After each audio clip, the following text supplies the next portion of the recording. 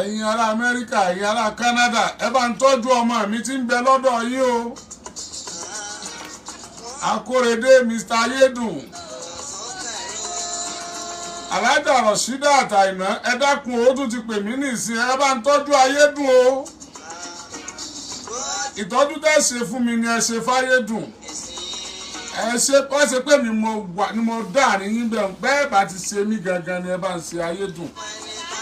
Ó ti wà ní Canada báyìí, ẹ bá ń tọ́jú ẹ dákun torí Ọlọ́run. Ọmọ dáadáa ni mo lè fọwọ́ gbáyà fún anywhere. Ọmọ tí ò ní bà yín lójú jẹ́ ni. Ẹ bá recommend ẹ, inú yín ó máa dùn ní tẹ́ ẹ bá ń gbọ́ report nípa rẹ̀, ẹ dákun. Ayédùn ó wà ní Canada báyìí, ẹ bá ń tọ́jú. Àbí fi nọ́mbà rẹ̀ ta ni. Màá send nọ́mbà yìí sí ẹ má jẹ́ fi ta. Ọmọ ọlọ́mọ tó ṣẹ̀ débẹ̀ kó má jẹ́ pé múwámúwá ni wọ́n kàn fẹ́ pè pa Nàìjíríà pa múwámúwá.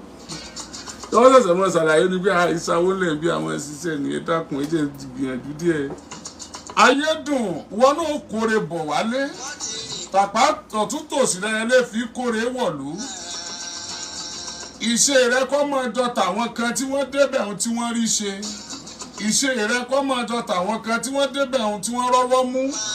Ìṣe rẹ kọ́ mọ́ dàbí tàwọn kan tí wọ́n débẹ̀ tí wọ́n kẹ́rùkẹ́rù wálé.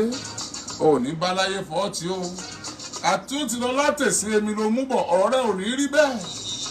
Mo fọlọ́run sìn ọ́, mo fà ọ́ lọ́lọ́run lọ.